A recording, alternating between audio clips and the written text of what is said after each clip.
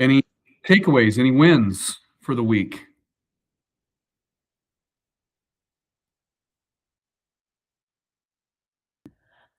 I might go under contract on a house that's been on the market 100 days.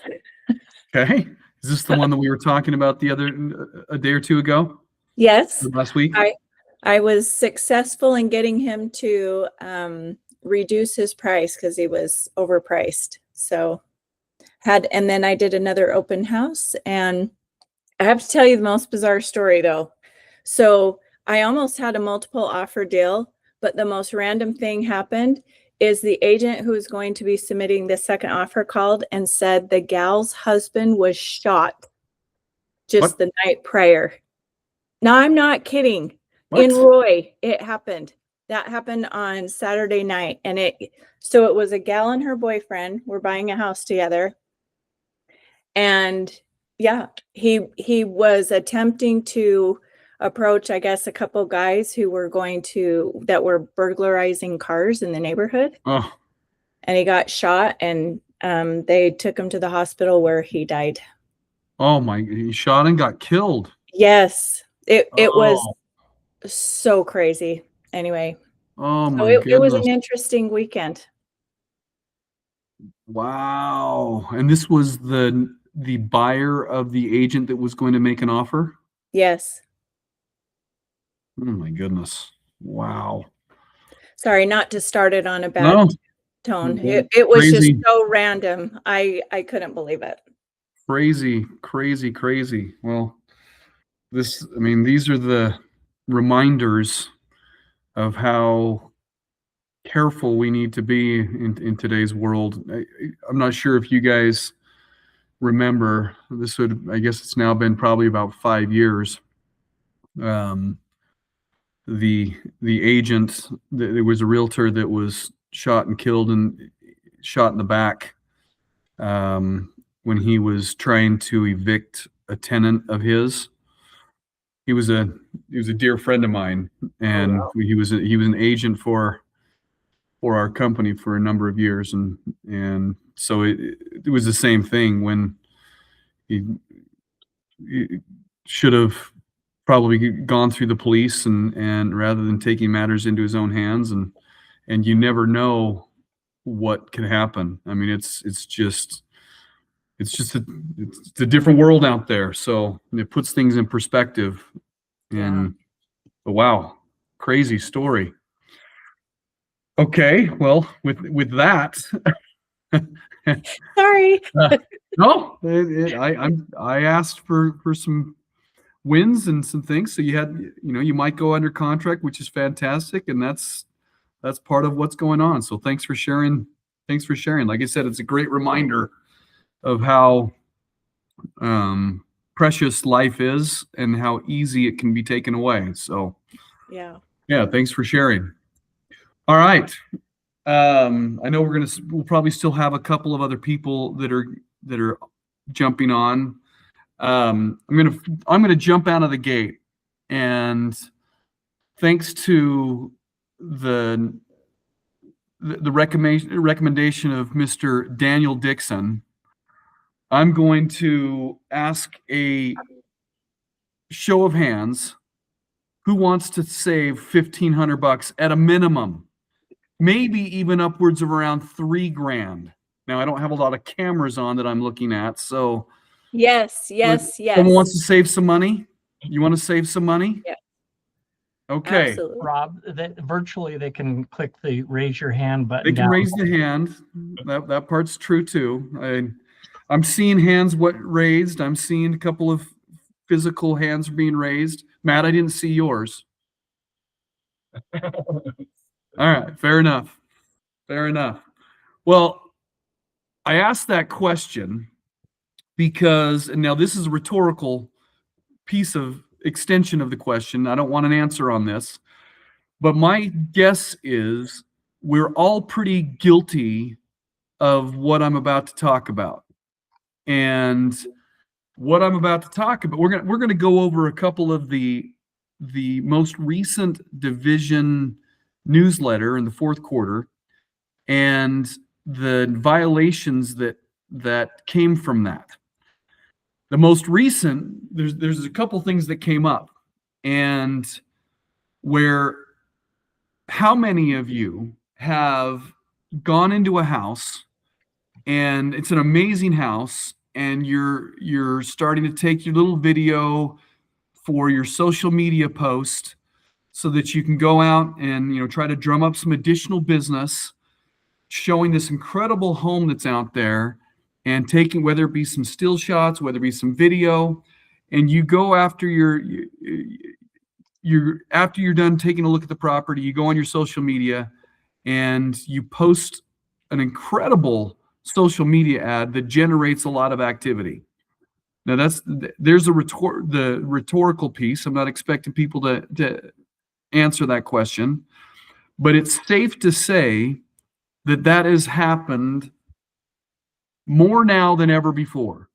People are using social media on a regular basis, and they're doing this as a way to, stimulate their own social media ads and generate some more activity from it. So let's, right out of the gate, who understands?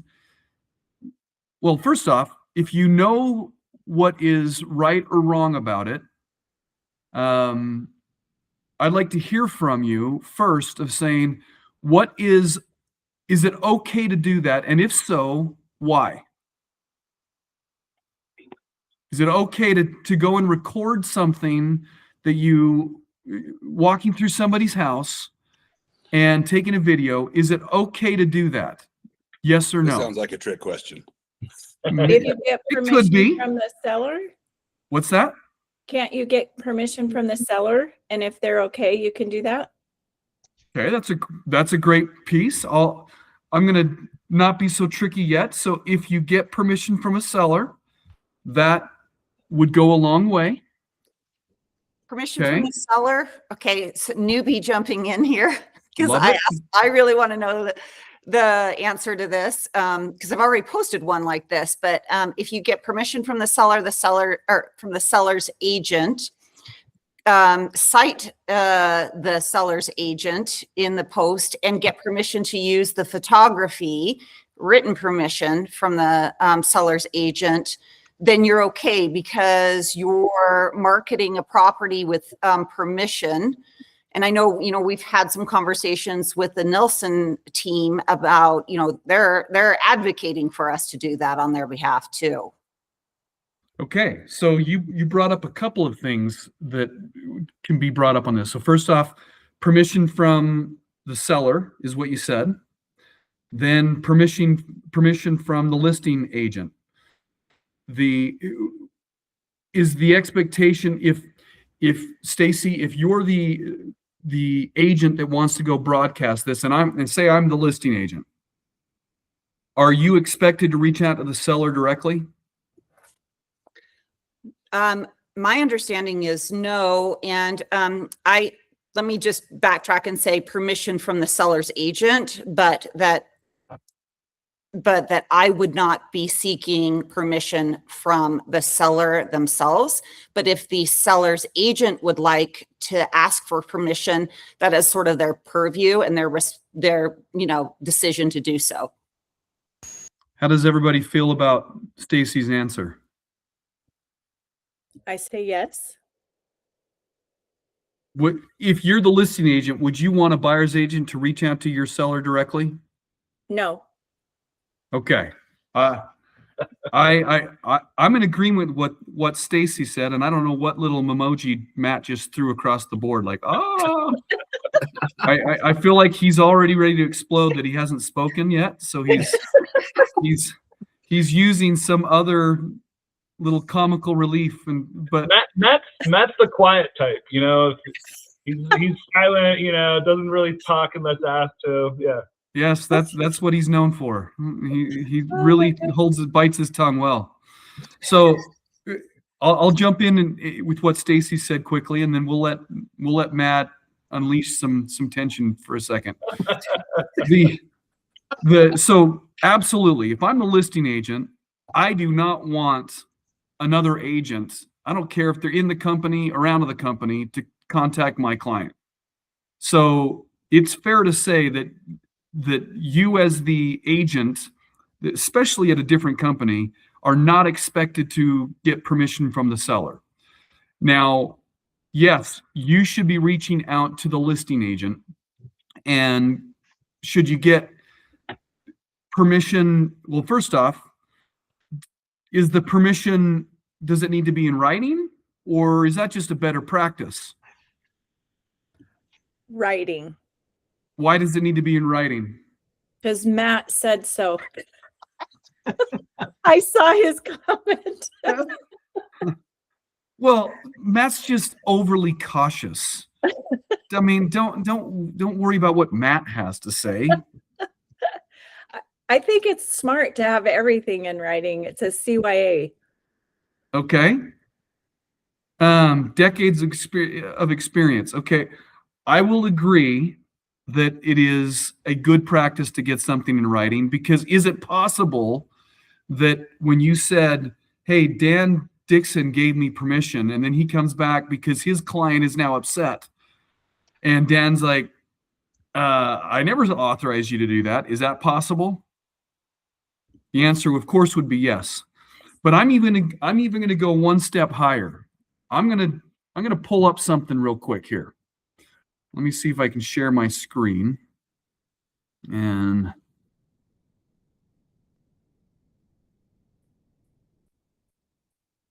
let's see. All right.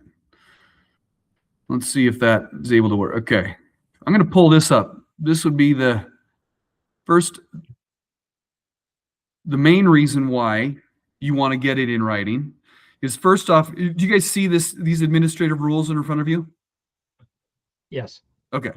All right. So this first section, this is prohibited conduct as applicable to a licensed individual. Hey, Rob, does prohibited mean if you feel good about it?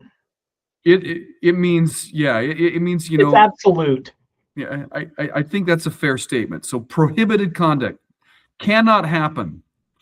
All right, so they go through several things that you can't do, and some of the things build off of each other. So I'm not going to go through every single one of these, but you gotta understand that you're under this category of things that you cannot do. And we're going to jump down here where it starts talking about advertisement. So the first thing, you cannot advertise or offer to sell or lease a property without written consent. So let's just start with that. How does a listing agent get written consent? Or a listing brokerage? Through their ERS. Their ERS. Their exclusive. Now, we choose to use an exclusive right to sell. That means that no other brokerage is able to take this listing. It's an exclusive right to sell. So that agreement is critical to be able to start to advertise and sell and lease the property. The administrative rule requires that. So that's our first step as the brokerage and the listing agent. Okay, well then now we go on a couple of things down even further. If we want to advertise or offer to sell or lease a property at a lower that dovetails into something different. I'm going to dive into that one in a second. But this first piece, advertise or offer to sell. So it's broken up in two pieces. Now the buyer's agent is asking to be able to market a property. Well, first off, they're not the listing agent, as we know this. They don't have an ERS. And so in order for this to then be okay, that person still has to get written consent. So this is where an oral consent, I would say, no longer, the primary reason why we need to get written consent, is because it's administrative rule. Not only it's a best practice, but it even states it that you must have written consent in order for you to start to advertise that. Definitely the underlying piece is you want it to protect yourself. Okay, so I was just going to say, You want me to pull that back up? yeah, pull that back up. It's interesting, right? And sorry for chiming in. I'm getting, my head's going to explode. So, we've given you enough time with being quiet. Yeah. It's so time now. This comes from 2 decades of experience and having dealt with this many, many times. And oh, by the way, in the past 2 years, there was actually a lawsuit filed by a seller. So this isn't like Rob talking about theory. This is real world. Somebody, an agent who wrote, actually, I believe they did a video and shared it online, and a lawsuit was filed against that agent because they felt that the information that was portrayed online was detrimental and they had no right to do so. So this is a significant thing. And notice when it says, highlight that section of written consent, Rob, line Q. This part? Yeah, written consent of, and then a list follows because there's a colon. The owners of the property.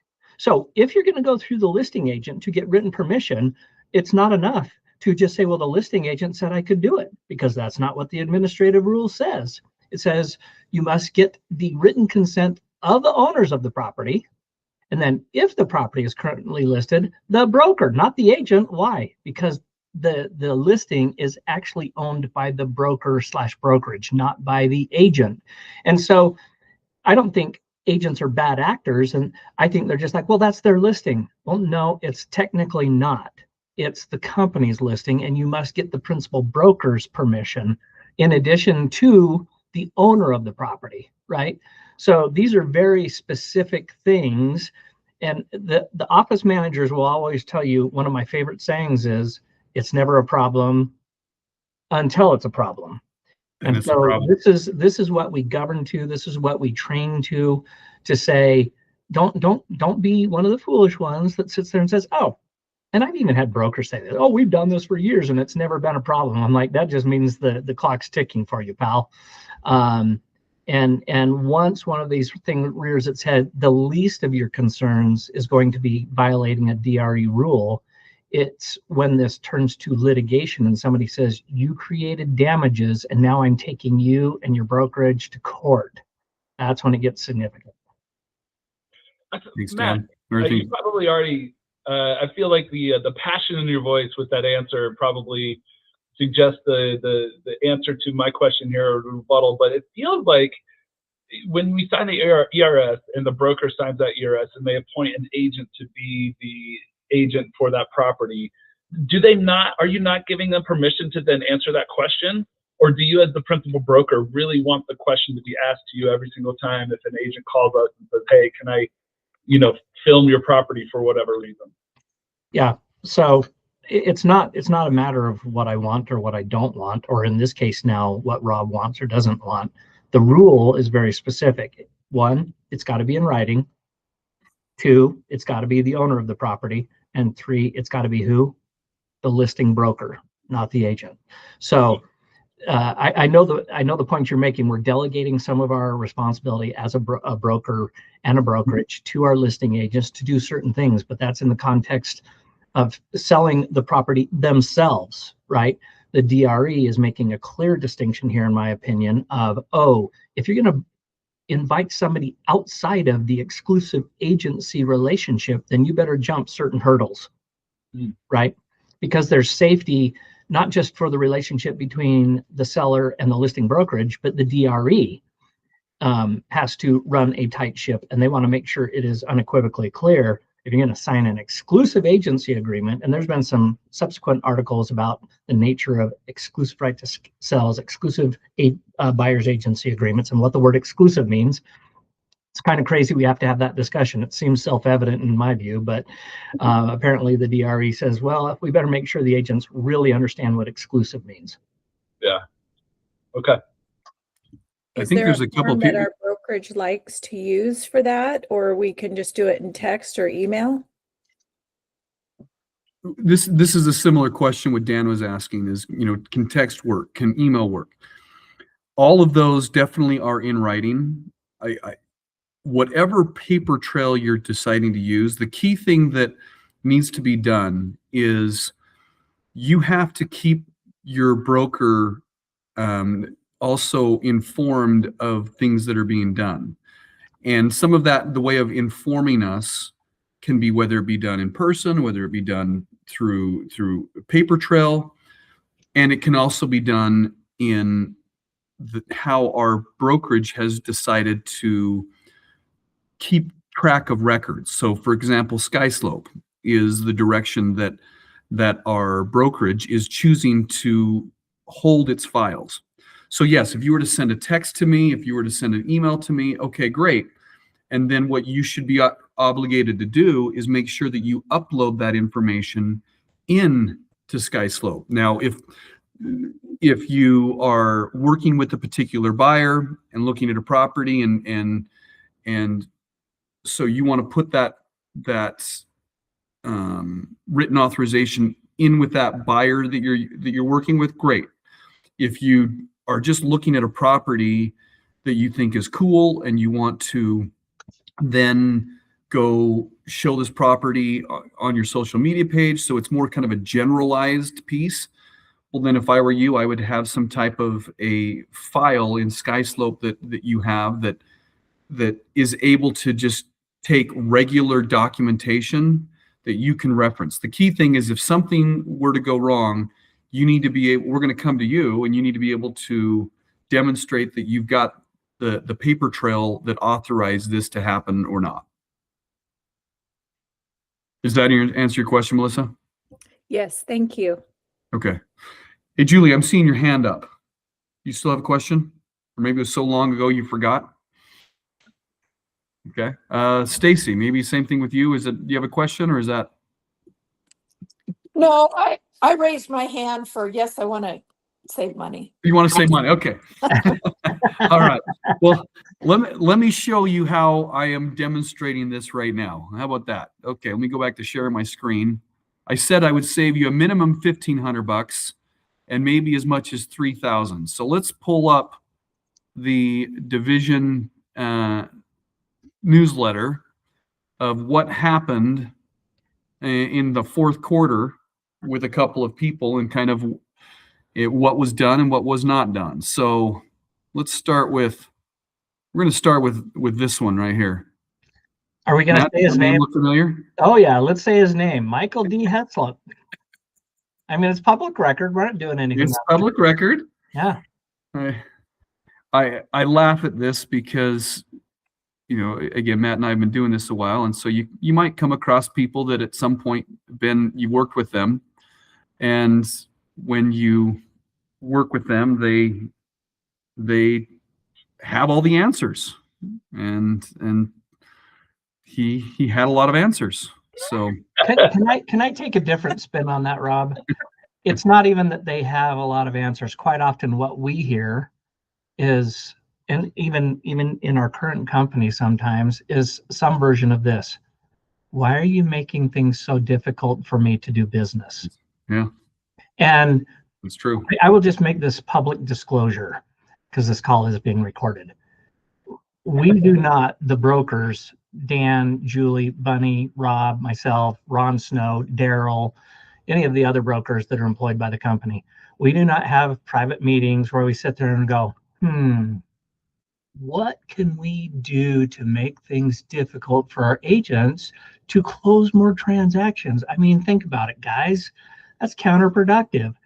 But there is an equal side to that argument of, are we doing what we're supposed to do so we're not putting collectively all of our arses in a sling, right? The potential either, I mean, really, it goes in this order: code of ethics violation, division of real estate, and potentially your licensure. And if it's severe enough, you lose your livelihood, and lawsuit. I always look at things in that hierarchy: code of ethics violation, division of real estate, lawsuit.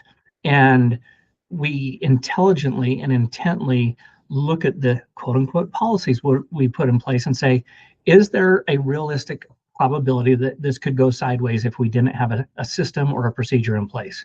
And if the answer is yes, then we're going to put something into place, and we try and make it as little restrictive as possible, but it's got to be significant enough to give you, me, and our clients protection. And back to where you said, Matt, where you were saying there's never a problem until there's a problem. And then that's when I've said in the past, then you have a problem. Use this as an example. You can have a transaction where buyer and seller have written up an offer, and it is a disaster. We're saying there's so many things wrong with that offer, meaning prices are wrong, things aren't identified as what's included, and buyer and seller both was like, oh, I know that that wasn't included, but I understood it was supposed to be included. Basically, buyer and seller are willing to work things out. They're not going to let how poorly that contract is written keep them from actually performing on the transaction. If you have a buyer and seller like that, yes, you can have a disaster paperwork and it can work with no problem at all. Or you can have one that is basically 99.9% perfect. And then one of the parties is looking for either a reason to get out. Let's say that the seller went under contract on something and now another offer comes in and it's $20,000, $50,000 more money. And that seller is looking for a way to get out of the property or get out of the transaction. And if they find that one thing wrong with the contract, that gives them the opportunity to potentially cancel the transaction. So that's where there's never a problem until there's a problem. Okay, well, that first scenario, buyer and seller, they've got all kinds of problems. Well, because they want to work it out, it's still, even though it's a problem, that problem isn't a problem because they decide to work it out. But the other example, when 99% of the contract is good, but someone wants to find a problem, that's where this thing goes south. And so back to this, where this example is. So the agent admitted that he had advertised a property for sale without having a written listing agreement and without disclosing his brokerage information of the advertisement. So those are two separate violations. One, the blind ad, not disclosing their brokerage. And then the second piece, not having written authorization. And that conduct. Oh, but wait, Rob, there's more. And then he changed brokerages and used the old brokerage's name doing the wrong thing. So he hit the trifecta. Yes. And so right out of there, he agreed to pay a $1,500 penalty in addition to some continuing education. Well, then we go down to, I'm going to jump down to this one, which is a little bit similar example. I think it was a little bit more egregious, but they followed some similar patterns. So the agent down in St. George admitted that he took video of a property listed with a broker with whom he was not affiliated and without the broker's permission. So this right here is the example that I really wanted that our opening discussion took from. We walk into a house, whether we take pictures, whether we take video, and we believe that we have the right, because it's our camera, that we have the right to do what we want with this. No, that is not out in the public. That is in somebody's private home. That is not public information that you can do what you want with. So let me also, using this example, let me share another piece that I would be very cautious with as well, but I think there's a little bit more of a gap. What about the client that we're working with that is in Nebraska, and now we're showing the property and we're either taking photos so they can use it later, or we're doing a FaceTime type of a showing? Do I believe that there's a little bit more gray area here? Yes, I do. But our job here is to not only protect the company, to protect you and also our own license as well. So in a scenario like that, if you have a client where you're going to do a FaceTime type of a show, or you're taking some pictures to show the parties later on, my advice would get written authorization to do that as well. If you know that you're going to be showing properties where your client is going to be doing FaceTime, make sure the listing agent is aware of that. why you may not be recording the video, you may not personally do anything with that video, but is it possible that the person, your client on the other end, is going to do something? And now that video starts getting sent out to someone out there that is going to do something with the video that they shouldn't be. You want to make sure that you get that to protect yourself. You want to make sure that you get that permission before you do anything. Stacy, did you raise your hand for the question on this? Jenny, Yes, I did. So one of my questions is regarding when you're working with or trying to want to market a new construction, and you're working with a representative from the builder. I'm just not quite sure what is required in writing. For example, if we wanted to market a Nelson home. Okay, so you're wanting to, so working with the builder directly that's representing themselves as their own agent? Yes. Okay, so Nilsson Homes, for Jed Nilsson, they use their own agents to sell real estate. So, I mean, if you're trying to market their property and we get something in writing that allows us to go ahead and do that. Get something, I would send an email to whoever their head of advertising. I mean, if they have the authorization from Jed, then, and you've got that to whatever you're going to be doing, you want to make sure that you have that authorization from them. They're the broker and the seller all together.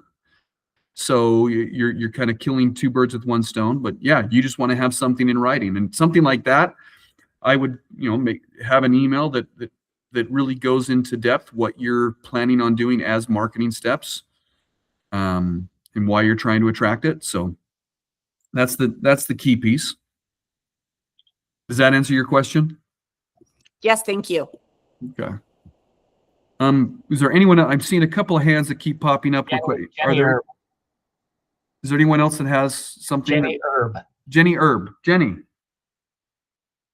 You're muted, Jenny. Exit. Okay, sorry.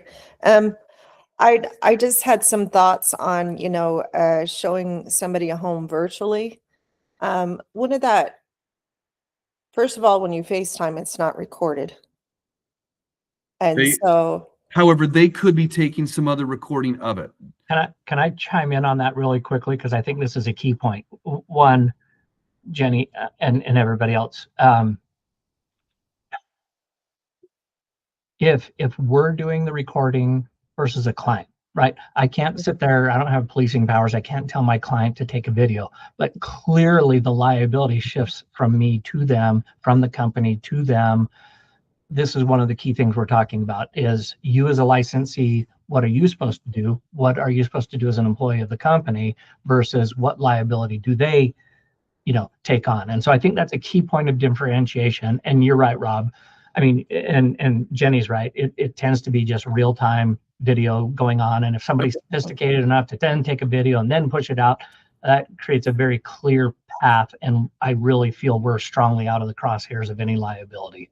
So, but virtual showings are a real thing. They're actually kind of an industry standard of sorts, even though it's a little less frequent thing. So it's not like we're inventing some new pathway.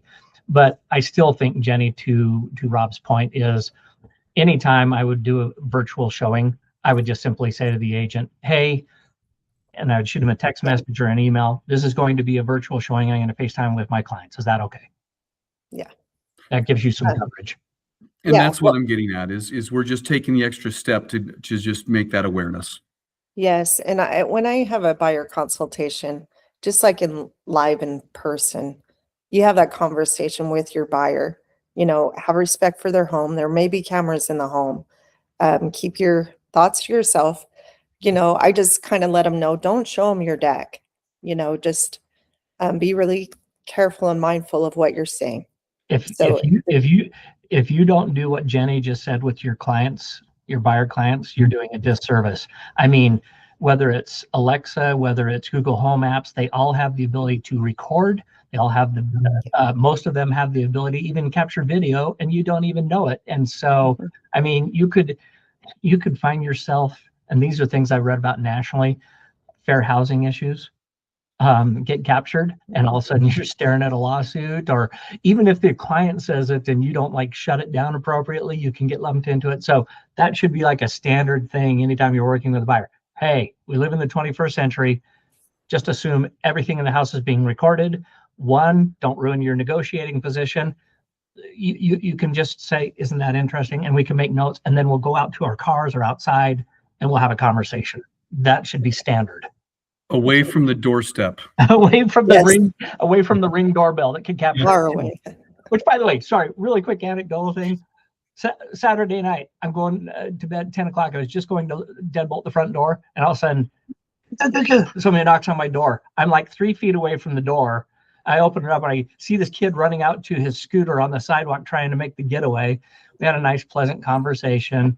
And I informed him how ignorant he is in this day and age, because I pointed out to 5 cameras across the front of my house, including a Ring doorbell. And I had his face and everything else. And I'm like, and I know who your parents are, so this will never happen again. It's an anecdotal story for the day and age we live in. Oh man, you would have been target number 1 in my teenage years. Well, I might have said something like, and next time I'll just let my dog out after you. Oh, bring it. That would have been mission.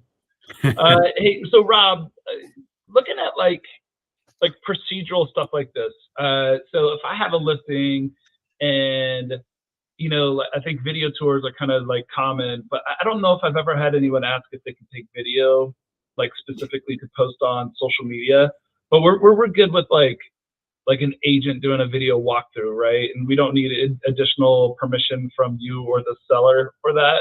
Yeah. Again, what I've said is, in Matt and Jenny kind of touched on this. If you're doing a video tour, Commercial you put walkthrough. your clients in another state and you're doing a video tour. Yeah. When you're setting up that showing, I think it's wise to make them aware of it. Just say, hey, my clients, they're not in town. They could be watching you walk through the house, and they're going to say, well, Dan, I just saw you come through on your own. What's the problem? Where's your client? Are you sure you're showing a property? Yeah, and I've had that before. Yeah. Yeah, and now you're going your camera around everywhere, so you're going to probably have to explain it at some point. I think I'm a firm believer in the proactive steps on this, of saying, look, hey, my client's in Nebraska. We're going to be showing a couple of homes today by video. Just want to make you aware of that, and so that's what I'm going to be doing. And just assumptive that they're not going to have a problem, because of course, generally you're not going to have a problem, but now you've got the awareness. But Okay. since you're not going to be taking that information and posting it somewhere else, no, we don't need that type of written ad. We're not advertising. You're just doing a showing, but Okay. just make them aware of it. D. Yep, I have a quick question. What about home inspection reviews when we do the buyer walkthrough? Are you My- going my through with the co- camera? Home inspector, we saw a camera in the kitchen, so we walked down to the basement and reviewed it. But what is your suggestion there? Well, if you're not, again, we're only talking about advertising stuff. So when you're going through an inspection, you're not taking anything. You already have authorization to do that inspection because you've notified the party. You're not Right. they're discussing the material of the house. They're taking photos of the house for the area that is wrong or the issue that they're having. So they have authorization because they approved the inspection to do that. Now, you're not taking that information and putting it on your website. Now, if you are going to post things on your website, hey, look at this, look at that, well, then you better get some permission. That's a different discussion about criticizing or commenting properties. I can go down a rabbit hole on that one. Jenny just put a comment. She's seen an agent do this, and I would say circle back to Shane L. Jourdain. and read that whole paragraph, because that's exactly what he was doing. And that's what he got torched for. He had multiple houses that he made it appear were his listings and posted photos and videos. And the DRE said, yeah, $3,350. Thank you very much. And oh, by the way, maybe it's more insulting to do 6 hours of CE that doesn't count towards your renewal. Yeah, he was saying where he would take multiple listings and continue to advertise it even after they had been sold. Well, he didn't And- even, on the initial one, he didn't even have the original listing. He just walked through a listing that wasn't his, and Correct. took video and then portrayed it as if it was his. And then he did it with multiple other properties. Correct. So to Jenny's point, that's exactly what she brought up. It's like, yeah, you know, that guy's living on a prayer. You're muted, Jenny. I was just trying to text it. He actually did it for one of the sold properties for one of our agents. Well, Sorry for this, Mel. whoever our agent is, I'd have a very frank conversation with him and be like, hey man, that ever happens again, Oh, we'll file a complaint with the DRE and you can go join the ranks of Mr. Jourdain. no, he was not the one. Oh, Yeah, this guy on social media, and his videos are really good, but he does give off the persona like he's responsible for the one sold. And it was one of our agents' closings. And I'm like, that's crappy. So he is with a smaller, newer brokerage, and I don't even remember the name of their brokerage, but yeah, he really should be a social media influencer, not that. Well, again, I'm not trying to knock new ways of advertising, marketing, and taking advantage of technologies and things that are out there. But like anything else, you still have to do it within whatever rules we have that are set for us. And there's always going to be people that want to push the envelope, and you know, if you want to walk the fine line, well, as Matt mentioned earlier, brokers or brokerages that have done things for years, well, eventually it probably catches up to you. Okay. We're okay to do it on our own brokerages listings, right? I did one that was 3 examples of my 3 favorite Remax townhouses and the benefits of living in a townhouse. And I did get text permission, had those conversations. From the listing Well, agent, right? Yeah. And that's okay, right? Because I didn't take credit for the listing. I named them as Remax listings. And then I named the MLS number and the agent. Is that the proper way to do it? So again, back to 2 parts with what Matt said earlier is, again, we have to make sure that we have authorization from the seller and of course the broker. I can tell you right now, if our listing agent has authorized it, then they're taking the responsibility to make sure that they have asked the seller to make sure that's being done. Would you be the one that's in trouble if they truly have not done that? And the same, it's no different that if that agent came to me and said, hey, are you okay if I allow another agent in our company to market the property? We said, I'm fine with that. Have you checked with your seller? And if they say yes, but they didn't, again, I'm not calling the seller myself to verify that that's happening. I'm taking the word of the agent that it's going to be done. So as the broker, do I mind if you're advertising someone else's in our company? No, as long as that listing agent allows you to do it. Okay, cool. You guys will have to look at it. Tell me what you think. It's on my Instagram. So Okay. hopefully. Got had a couple things pop up. Either Melissa and Stacy, either one of you guys have questions? Melissa or Stacy, I see your hand up. Stacy Marsh. Yeah. Sorry. I just want to make sure I understand when it's between agents in the same brokerage. So on our in Jenny's example, whoever the agent is that gives Jenny that permission, let me just say, they need to get a written approval from their client, right? Yeah, So the administrative rule says that we have to have written authorization. Now, let's just say Dan is the listing agent, and he could make this part of his listing presentation, and he could ask and say, hey, if Matt were the client, do you have, if there, sometimes I get agents in our company that would like to market and expose your property on their own platforms. Do you have any problem with that? No, I'd love that to be done. Okay, let's just make sure in our addendum that you're allowing us to, other agents in our company, you're getting written authorization right out of the gate for that to happen. Well, if Dan did that, now do I believe very many people are having this conversation? No, I don't believe that they are. But could they save themselves time, they're having to go back at a later time and take care of this? Yes, they could. So if they did an addendum that just says, sure, the seller is authorizing anyone at Remax and Associates to continue to advertise on their own social media platforms. If they had that, now Dan doesn't, if Jenny comes and asks him a month later, he doesn't need to reach out to the seller and get written authorization at that point because he's already got it. But if he doesn't do what I just suggested, well, then technically, yes, he's going to have to ask the seller and get written authorization. And if, again, do I believe that that's happening? No, I don't believe that that's happening. But it is required. And if something went wrong and all of a sudden the seller saw that Jenny was advertising something, Jenny wouldn't be the one at fault. It would, because she reached out to Dan and Dan authorized it. It's going to come down. It's going to start with the company and Dan, and we're like, hey, you know, here's our evidence. So again, is this something that happens and is a problem often? Probably not. It's more of that.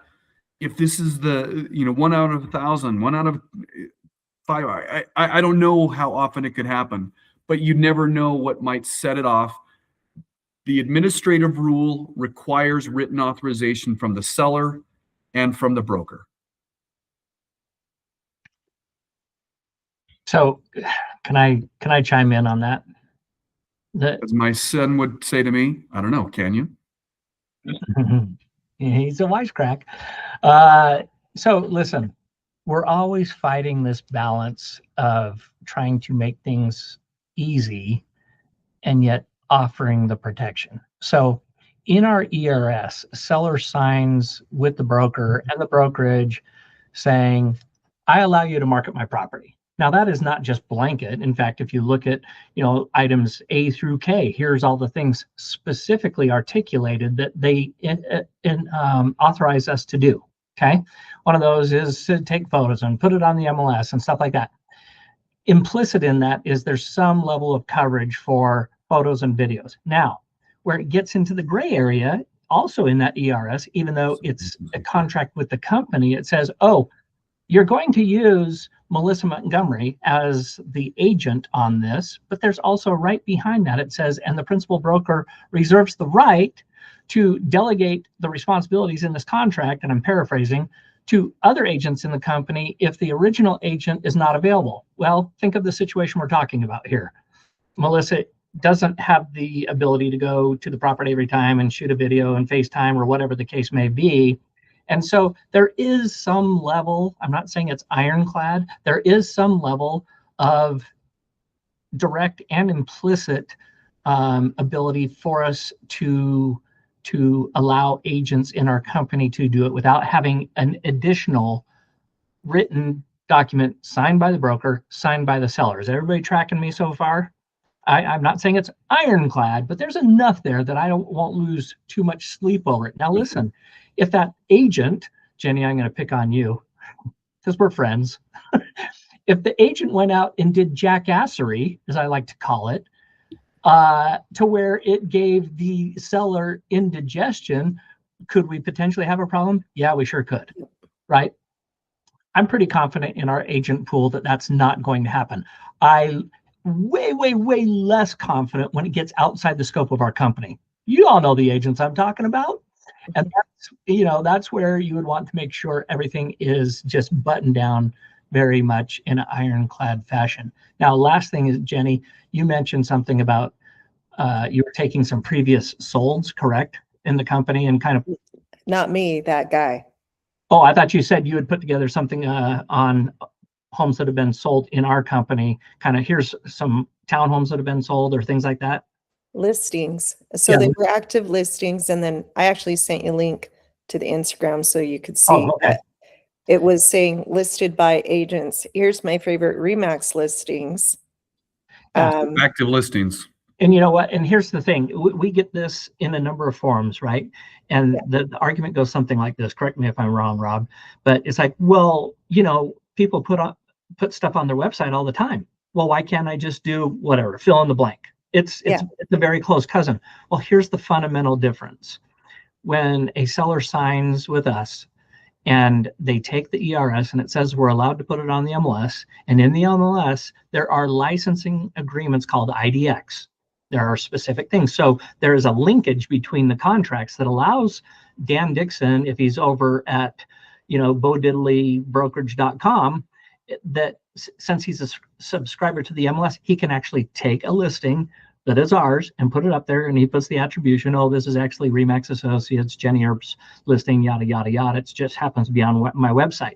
That's the functional difference. It looks the same to what a lot of times people want to do. Well, I just want to put it on my Instagram. People are putting it on their website. Well, there is no license in place to protect if you put it on your Instagram, right? Okay. And this is where I feel bad, because contract and tech nerd out, on steroids, and most agents are like, I don't do that. I don't nerd out on tech and contracts. And it's like, yeah, that's kind of why the Division of Real Estate requires you to hang your license with a principal broker who is a little bit of a nerd, right? So that you don't step in it. Okay. You're our favorite nerd, Matt. Thanks, Melissa. Okay, well, you'll have to look at the link I sent in. Hey, I will. Yeah, for sure. But yeah, we'll make sure we get something, or just make sure they notify their client. But I think you'll be happy with it. Yeah. Well, we're wrapping up here. I am going to just dangle a little bit of a carrot, kind of what we'll talk about in a couple of weeks, because it just happens to be on that same page. I started to mention that. Let me just pull it back up real quick. This last piece on advertising or offer to sell or lease a property at a lower price. This goes into when we talk to our clients and they're authorizing us to lower the price, but we don't get something in writing from them that allows us to lower the price. But we just go on the MLS and we had a conversation, and they say, I go ahead and lower it to 700,000 or what, and it's at 710 or whatever it is. And they verbally say it, or let's just say they did it by a text. Well, we might have something in writing at that point, but this goes back to the obligation for you as the agent to keep the brokerage informed. And we have our company policy. How you keep us informed is by uploading that information into SkySlope. So we're going to dive into this deeper in a couple of weeks, but making sure that we have that documentation. Otherwise, it's not that the company is just trying to, play hardball. It's the fact that, again, it goes back to a division requirement that requires us to do this. So that's just kind of a little sub piece. Before we get off, I saw on here real quick, is Parker Smith still on this call? Yep. I am. What did I do wrong? Happy birthday, brother! Thanks, man. Today's his birthday, and he's out here working. I appreciate it. It looks like he's going up to the ski resort to go celebrate his birthday, but hey. My dad's birthday is tomorrow, and so we drove down. He'll be 74. So my brother came in from Spain, and we drove down to St. George, where my father lives, to play Risk all weekend long. And I have to tell you that as nerdy, I think I'd probably just point you out on nerdiness there. But I put 2 homes under contract while I was away. So It was a good weekend. Hey. All right, good for Well, you. with that story, Parker, you officially became the biggest nerd in the office. It was Matt, now it's you. I gotta up my game. Thanks, guys. So just happy birthday. Enjoy that. Hey, Matt, Ron. you said you had something else? Yeah, so this is just a quick follow-up. I told you guys a couple weeks ago I'd share this with you. So remember, we had a discussion a while back about if earnest money is being held at a title company, right? And what is and what isn't required. And I couldn't find the DRE rule, but ChatGPT is a wonderful thing. It's the new search engine. If you're still using Google, you're a dinosaur.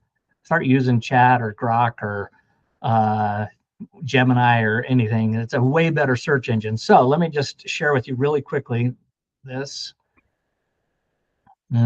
Super easy. There we go. Okay.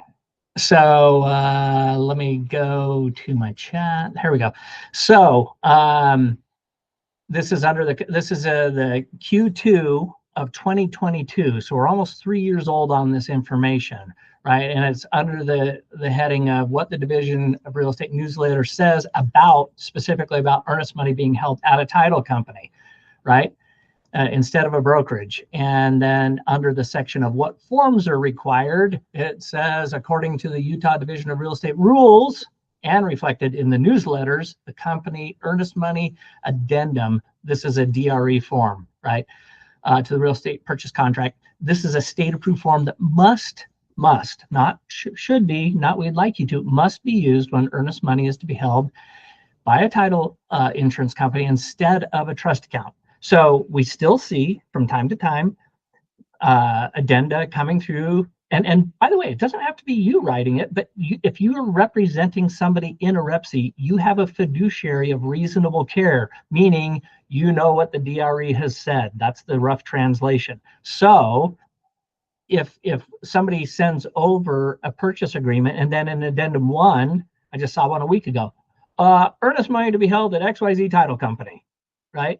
It's like, yeah, no, that doesn't work. And you, as the listing agent, should be like, hey, appreciate the sentiment, but the DRE requires us to use their form, right? And if you don't know what the actual administrative code is, it's actually you as a licensee are required to use approved forms if they exist. And so this is the context of the rationale behind this. It's like, and so many things can be handled just with a little deft communication skills and just say, hey, totally appreciate you putting that in addendum 1. We're going to counter you back with what's required by the DRE, which says we're going to use the form for earnest money held at a title company. Okay, just do the assumptive close. So I'll be sending that over as a counter. Get that signed and we're underway, right? Don't sit there and worry about it and don't get all trepidatious. Just do the assumptive close. That's it. And the reason why, by doing this is what prevents us from being accused of practicing law without a license. We have a limited scope of things that we can do, and that's used approved forms, fill out forms that have been not only approved but drafted by attorneys. But otherwise, when we don't do that and we use our own language, that's when we can be accused of practicing law without a license. What's interesting about that form is, the complicit nature of both sides of the transaction is, we are also responsible for the addendum that's being signed by our clients, right? And if it has to be state form, it has to be state form. Just because they provided us something, doesn't necessarily mean we have to sign it. We had an agent recently participating in a transaction, and both agents were complicit in not ensuring that earnest money was paid on time, and the buyer never paid earnest money.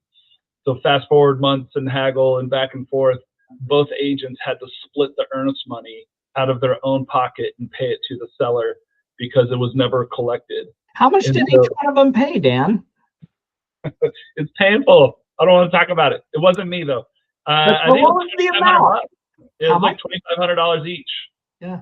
So it's brutal. And even as a listing agent, when you're like, the 8 days are past, your job isn't done. Like, you have to ensure that the earnest money was collected. And if it's not, it came back upon this agent and had to come out of their pocket to pay the seller, which is just, kind of brutal. So the complicit nature of, the state form, and you're the list agent and the buyer's agent sent over this form, hey, we're going to use the title company. Like, you can't sign it, right? We got to use the state form. And it's, there's many applications of the complicit nature of that kind of thing. Yeah, and you know what? Like we always say, it's not a problem until it's a problem. And as terrible as that sounds, $2,500 per agent, that's a good day, because by getting that agreement, they staved off the seller potentially suing for the deal not going through, which could be way more astronomical. True. Okay, everybody. Unless there's something else that somebody has, real quick, I'll give you Rob. 3 seconds to chime in. Yeah. Rob, Yes. I just want to chime in, and this is what I've been telling my team over the past couple of weeks. Boy, January of 2026 is packed full of great economic outlook information for the rest of the year. If you haven't taken an opportunity to at least study some of that and learn how to digest it and then explain it to your clients in a 30-second snippet, we don't have a crystal ball, but you're missing opportunities to build trust with your clients that you are actually the expert in your field. So please take some time. If you haven't, you can talk to me, Matt, Rob, Dan. We have great resources that you can refer to that can educate you and build your confidence and allow you to speak to your clients with this great self-esteem that allows them to just put greater trust in you. And we have such a great brokerage, it would be a shame to not let everybody else know that. So that's my little snippet for the day. I love that. Thank you. And you did take the nerd position away from Matt on echoing that. No doubt about it. But well said. Yes, I learned from the best. So if there's anyone that that we should be reaching out to be part of our company, please reach out to Shane, myself, Matt, any of the other brokers, Dan, Julie. I mean, we're here to answer those questions. So invite them onto this call. All visitors are welcome. Yeah, absolutely. Love it. Okay, guys, thanks for enjoying the nerd moment. We appreciate it. And you guys enjoy the rest of your day. Thanks. Hey, Rob, can you stay on and I ask you a quick question? Sure. Let me stop the recording on this first. There is the Bold Trail class going